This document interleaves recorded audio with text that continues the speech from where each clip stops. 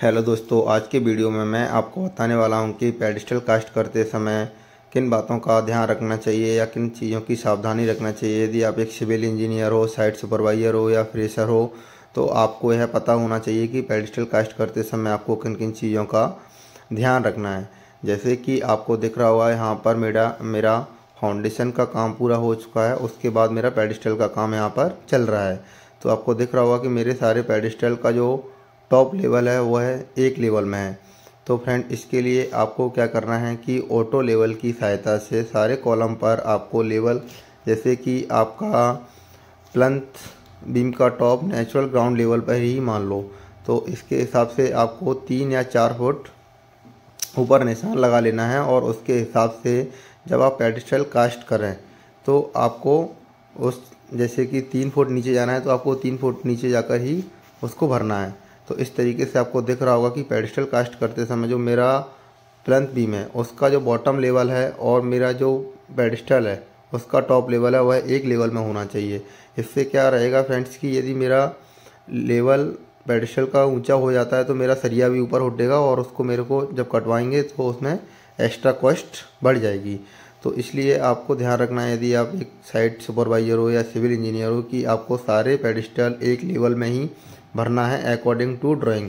यदि कि आपका प्लंथ का जो भी बॉटम लेवल हो या टॉप लेवल हो उसके अकॉर्डिंग आप प्लस माइनस करके आपको पेडिस्टल कास्ट करने हैं और आपको सारे कॉलम पर लेवल का निशान लगा लेना है।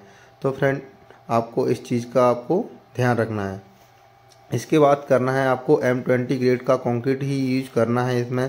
तो M20 ग्रेड का कंक्रीट यूज करना है इसमें, आपको 1:3 का रेशियो रखना है। 1:3 से मतलब है मेरा कि आपको यहाँ पर एक तसल सीमेंट लेना है, एक तसल आपको सीमेंट लेना है, 1.5 तसल आपको सैंड लेना है और यहाँ पर आपको 3 तसल एग्रीगेट लेना है। इसका मतलब हुआ कि आपको एक बैग में आपको 5 तसल आपको सैंड लेना है और आपको 9 तसल एग्रीगेट लेना है। और यहाँ पर आपको थोड़ा वाटर की क्वांटिटी भी बढ़ाना है। यहाँ पर आप 22 से 25 लीटर वाटर इसमें ऐड कर सकते हो।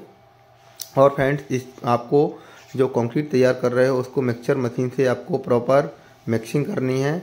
जिससे क्या होगा, आपका यदि कंक्रीट अच्छा होगा तो आपके जो कॉलम्स हैं या पेडिस्टल कास्ट कर रहे हैं उसमें हनीकॉम आने के चांसेस ना के बराबर रहेंगे।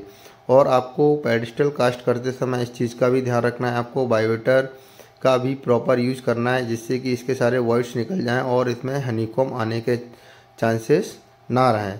इस तरीके से फ्रेंड्स, जब आपका पेडिस्टल वाला जो कॉलम है भर जाएगा तो आपको सरिया शटरिंग वाली जो लेवर है उसको बोलना है कि इसको आप बिल्कुल स्ट्रेट करो या इसको गोला करो। तो आपको दिख रहा होगा यहाँ पर जो सरिया शटरिंग वाली लेवर है उसके द्वारा प्लम्बॉब की सहायता से जो आपका पेडिस्टल का फरमा है बोलते हैं, इसका गोला किया जा रहा है। तो गोला करते समय भी आपको वहाँ पर रहना है और इस चीज़ का ध्यान रखना है कि यह प्रॉपर स्ट्रेट है कि नहीं। यदि यह इसका प्रॉपर गोला नहीं होगा तो आपका जो पेडिस्टल है या कॉलम है वह बिल्कुल स्ट्रेट नहीं होगा। तो इस चीज़ का भी आपको ध्यान रखना है कि वह बिल्कुल स्ट्रेट होना है। यदि यह कई बार आपको बल्ली भी लगानी पड़ती है। Thank you for watching.